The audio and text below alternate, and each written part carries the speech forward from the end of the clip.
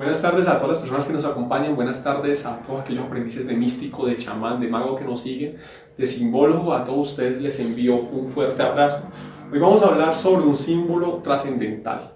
Mi nombre es Carlos David Duque y en este capítulo de Simbología Oculta vamos a hablar sobre el falo.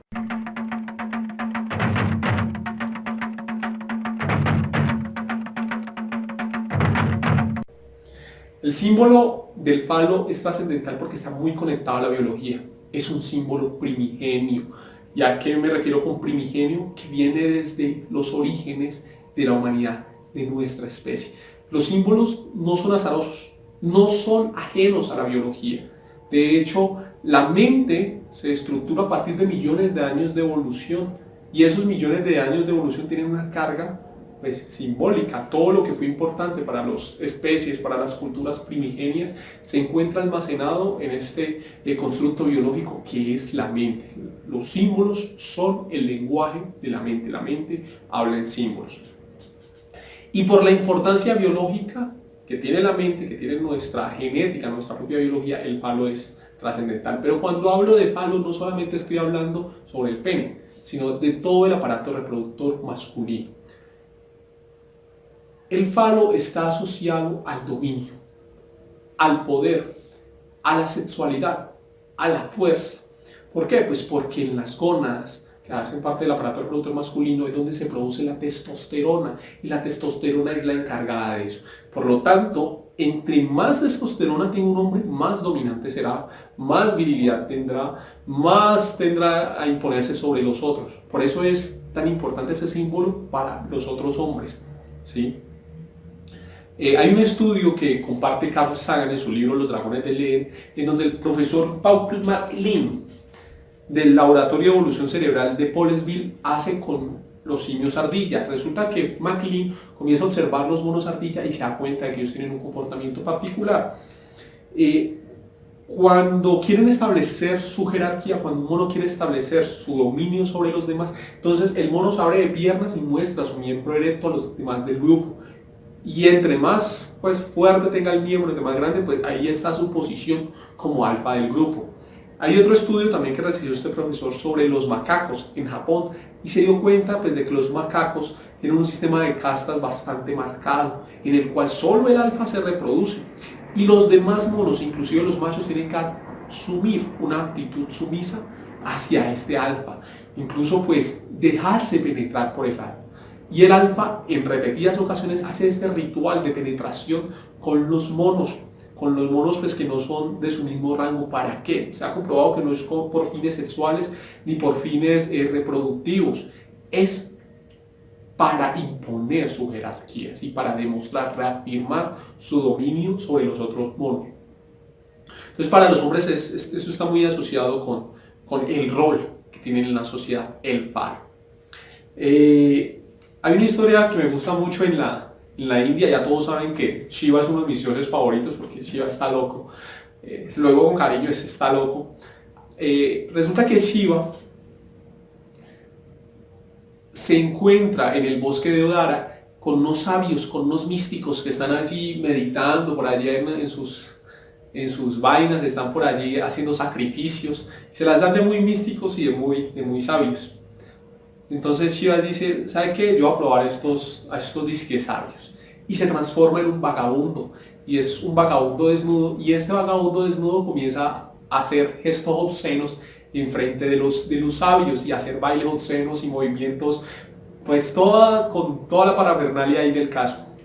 Y las hijas de los sabios comienzan a exaltar sus pasiones, comienzan a excitarse con los movimientos del dios Shiva. Entonces los sabios dicen, este man, ¿qué le pasa? Este man, ¿quién se cree que viene aquí a hacer estas cosas obscenas frente a nosotros? Y comienzan a meditar y desean en su meditación que el pene del dios Shiva se caiga.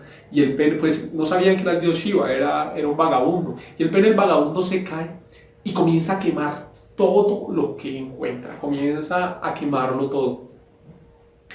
De este miembro caído sale un haz de luz, una columna que también representaba mucho en el hinduismo, que llega hasta el infinito hacia arriba, hasta el infinito hacia abajo, atraviesa el inframundo, atraviesa los cielos y comienza a destruirlo todo. Y los sabios dicen, pues pucha, ¿qué va a pasar aquí? O sea, eso tenaz, se va a acabar todo esto. y comienzan a orar al dios Brahma para pedir su intercesión y que los proteja. Entonces Brahma se les ríe. Brahma les dice que cómo es posible que después de tantos años de meditación y sacrificio no hayan podido reconocer a Dios Shiva. Entonces Brahma intercede ante Parvati, que Parvati es el complemento femenino de Shiva, así como también lo es Shakti. ¿Sí es? Y Parvati se transforma en una vagina que se expone debajo del pene del dios Shiva y forman así lo que es el Lingam Yoni. Aquí lo tengo frente a ustedes. Esta es una representación del Lingam Yoni. Entonces el lingam, como ustedes pueden observarlo, aquí en esta representación tiene una flor de loto en la punta que representa el florecimiento. El lingam es un pene, es el pene de Shiva. Inclusive está la cobra, la pueden observar que la cobra es símbolo de Shiva. Cuando Parvati se pone bajo el pene, se estabiliza, vuelve en orden al universo y se forma esta escultura. Ustedes pueden observar, esta es la vagina de Parvati. Y en la India es muy común que se pidan deseos, que cojan y unten el pene con agua, el falo, el lingam y pidan un deseo. ¿Por qué? Porque el orgasmo es un acto creativo. Es una representación simbólica la que se hace aquí extremadamente fuerte. De hecho, no son pocas las culturas que utilizan el sexo para meditar y el orgasmo para meditar, porque el orgasmo desconecta el cerebro, por decirlo así. Es un momento extremadamente poderoso. Entonces viene lo del tantra yoga, lo de la alquimia sexual en la China. Bueno, no vamos a hablar de eso. Es la importancia que tiene el falo en la cultura india, ¿sí? El poder creativo, el poder creador. En Egipto está la leyenda de Isis y Osiris. Resulta que Osiris mantiene agarrado con su hermano Set y Osiris representa el orden, la creación, la fuerza, mientras que Set representa la muerte, la destrucción, el caos. Entonces Set, en su envidia porque pues Osiris es gobernante, coge y descuartiza en muchos pedazos al dios Osiris y lo mata y se apropia del trono. Isis, con la ayuda de Neftis y otros dioses, comienzan a recolectar los pedazos de Osiris. Cuenta una de las varias versiones que lo único que no encuentra es el falo. Entonces ella con magia y palo crea un falo nuevo, ¿sí? Y copula con él, con Osiris, y de ahí nace Horus, el dios de la sabiduría. Entonces el falo con poder de dominancia, como poder creador, es trascendental, ¿sí? Y una cosa es el falo como miembro anatómico y el falo como símbolo. Están relacionados, pero no son estrictamente lo mismo. El falo es aquello que se levanta hacia el cielo, como es la columna de Stamba en la mitología hindú, la columna del pene que formaba Shiva desde el infinito hasta el infinito, esa columna. Y los egipcios van a representarla con los obeliscos. Y ustedes van a ver obeliscos sembrados por todo Egipto. ¿Por qué? Porque es una representación de la fuerza del imperio. Y entre más grande sea la construcción, entre más hacia el cielo se eleve, pues más fuerte va a ser la sensación, el símbolo respecto a los pueblos sobre los cuales se ejerce el dominio. Imagínense ustedes entrando, hay una película que es 10.000 a.C. que es muy buena, cuando muchas tribus apenas estaban peleando con palos y buscando fuego, los egipcios ya estaban construyendo pirámides.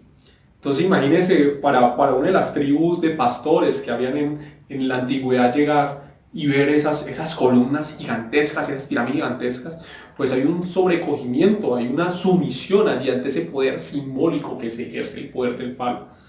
Entre los griegos va a haber una diferenciación. Ya, aquí tengo mi representación de mi obelisco. Es algo simbólico. ¿Por qué? Porque los símbolos tienen un poder sobre la conciencia. Inclusive uno puede jugar con su propia conciencia por medio de los símbolos.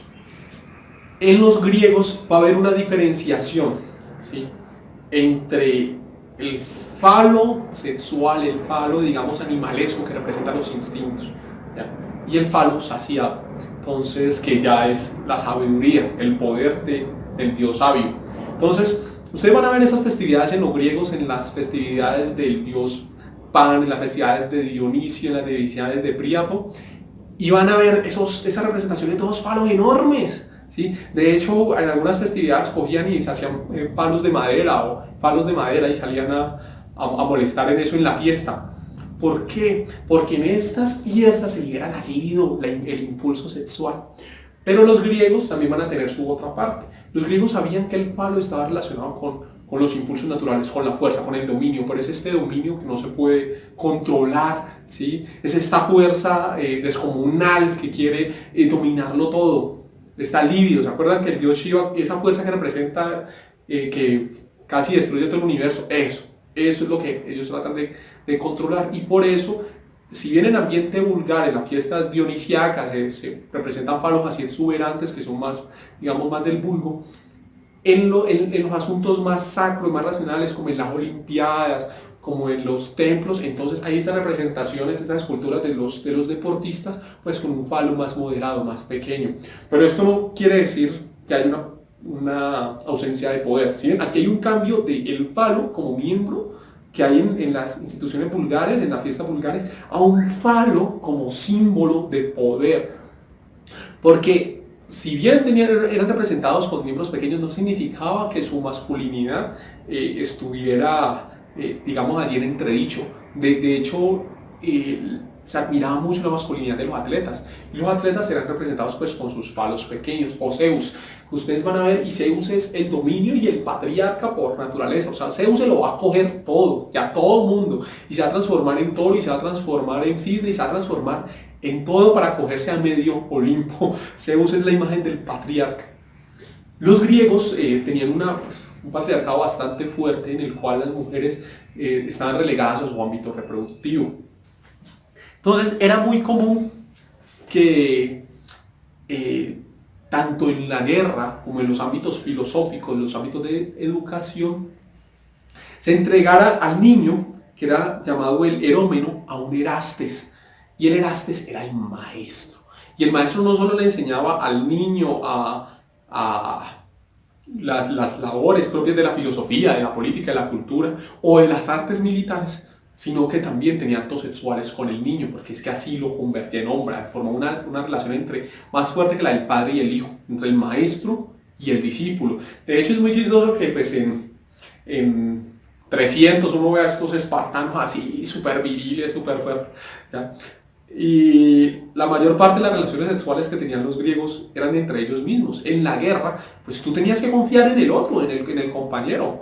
Y entonces comían con él, dormían con él, luchaban con él, morían por él y obviamente tenían sexo con él. Entonces ahí, por ejemplo, y entre los militares también está la relación entre el militar curtido y su aprendiz. Por ejemplo, entre Aquiles y Patroclo, ¿sí? Que también es como evidente la relación que tiene Homero ahí. Esa es una relación de poder, de fuerza, ¿sí? Pero es un poder simbólico, es un falo simbólico.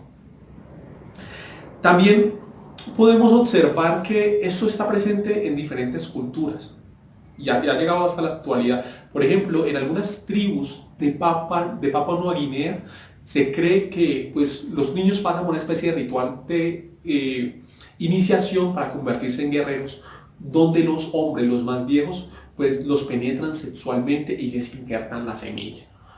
Acuérdense que el poder de esto, aquí yo no voy a discutir si eso es bueno, si eso es malo o no, porque son diferencias culturales, a mí no me interesa decir qué cultura es mejor o peor. Estos son un estudio que más o menos intentamos hacer racionalmente desde el punto de vista científico. Este símbolo del guerrero penetrándote, injertándote la semilla a los niños, es un símbolo de masculinidad, pues en la semilla radica la fuerza viril. Y se hace un acto ahí de dominio sobre los más viejos hacia los más jóvenes, pero también, digamos, de un traspase simbólico de la fuerza. Ese traspase simbólico de la fuerza va a estar en todo tipo de rituales, ¿sí? Esto va a estar en todo lado. De allí que, por ejemplo, en algunos países del mundo se coman los testículos del toro para obtener la fuerza viril del toro. O en China, por ejemplo, los rinocerontes están en peligro de extinción porque se cree que el cuerno del rinoceronte es afrodisíaco. ¿Sí? Esto es algo simbólico. Y el simbolismo va a marcar la medicina de todas las formas, y la medicina antigua.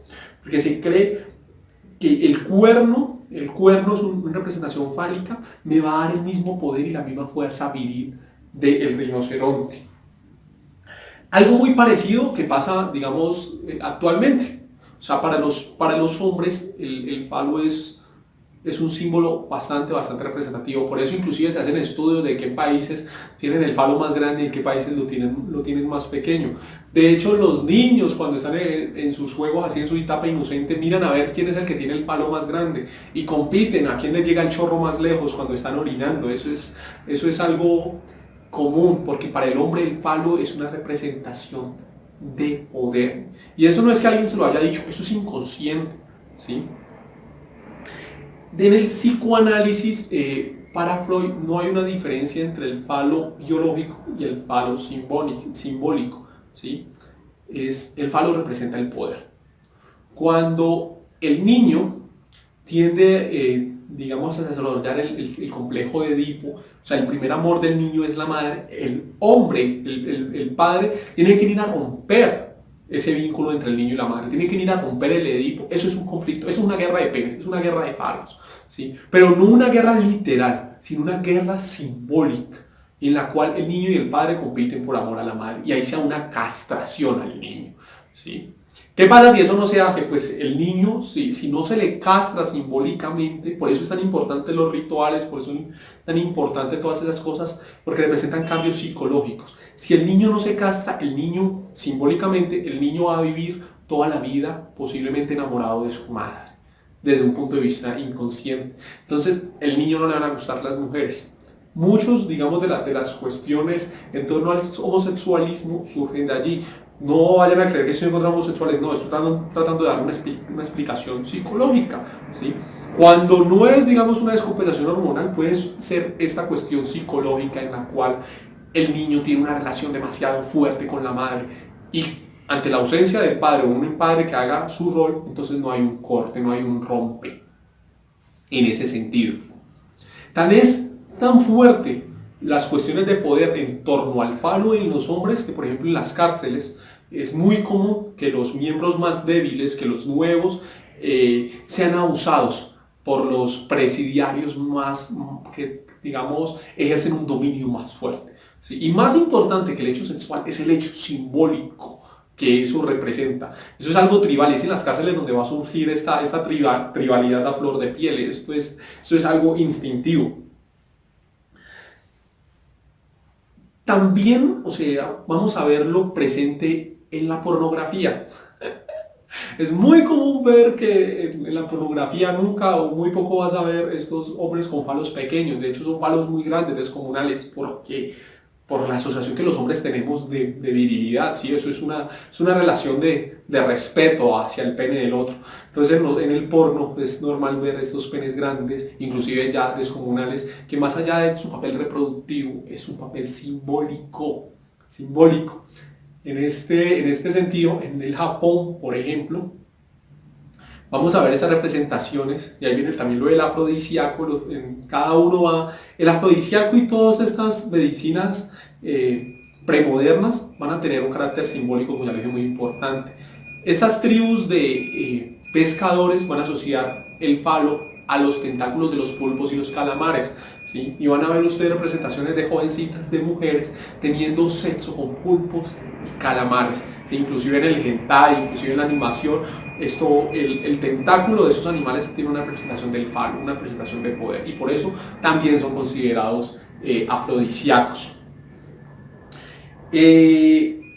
Uno piensa que con la evolución, con el desarrollo de la cultura, estos símbolos se van perdiendo, y no es así. ¿Se acuerdan que en Egipto se construían, digámoslo, obeliscos para representar el poder del imperio? Pues cuando pasan los obeliscos, entonces ya después van a desarrollar las torres, y siempre se va a desarrollar, y siempre los emperadores van a querer erigir algo muy alto para demostrar su poder, su dominancia. Y esto mismo es lo que pasa en la actualidad. Cuando ustedes vayan a ver, digamos, en los grandes centros urbanos, entonces las grandes empresas construyen edificios gigantescos, rascacielos, como símbolo de su poder. Imagínense que esto va a repercutir hasta la economía actualmente, y las empresas compiten actualmente por quién tiene el falo más grande, por quién tiene el edificio más grande, ¿sí? Es el conflicto, digamos, primigenio de los niños, así, de los simios, se va a traducir, tras millones de años de evolución, al conflicto que tienen ahorita, se tienen por quién tiene los edificios más grandes. Y esto también va a pasar con los barcos, va a pasar con todo. Entonces los imperios compiten por quién tiene el buque de guerra más grande, por quién tiene el arma más grande, porque es el que tiene el cohete más grande. Ahorita con lo de Corea del Norte, ¿sí? Eso es un símbolo. El falo es un símbolo de poder que trasciende. De hecho, ustedes van a ver inclusive la postura de los hombres. Bueno, para las mujeres que no lo saben, los hombres tienden a adoptar una postura de piernas separadas porque pues, el falo transpira, entonces se hace muy incómodo tener las piernas cerradas. Pero también es una cuestión simbólica y ustedes van a ver, por ejemplo, cómo se adopta la simbología en la política. Entonces ustedes van a ver las reuniones de Trump y de Putin y se sientan a ver quién abre más las piernas. ¿Sí? Es un símbolo fálico, porque entre más espacio yo haga, es que tengo el falo más grande, entre comillas, y eso es lo que hacen los grandes gobernantes del mundo, que no son ajenos a esta simbología, no son ajenos. ¿Sí? Entonces ustedes van a ver a Putin sentado así, ¿sí? Entonces, y a Trump sentado de la misma manera, y a los gobernantes y a los patriarcas, por ejemplo a Washington y a todos esos, entonces lo van a ver sentados así, en esta postura, porque es lo que representa la postura, el poder. Inclusive un símbolo que usamos actualmente, que es levantar ahí los dos dedos y decir fuck you, que te jodan, que te cojan, es una representación fálica, el cual estoy diciéndole al otro, digamos, es un símbolo coercitivo, o sea, como vaya y que alguien lo corrija, lo domine. Entonces le hago el símbolo ahí, el símbolo de fuck. Entonces es bastante gracioso cómo la simbología trasciende todas las eras y se encuentra marcada en nuestra cultura actual. No es más, espero que este video les haya gustado, espero que hayan comprendido la importancia que tiene el falo, no solamente en el pensamiento masculino, sino el pensamiento tanto antiguo, moderno, que trasciende a todas las culturas del mundo. Les agradezco que nos acompañaran en este video. Si les gustó, suscríbanse, compártanlo. Les envío un fuerte abrazo. Chao.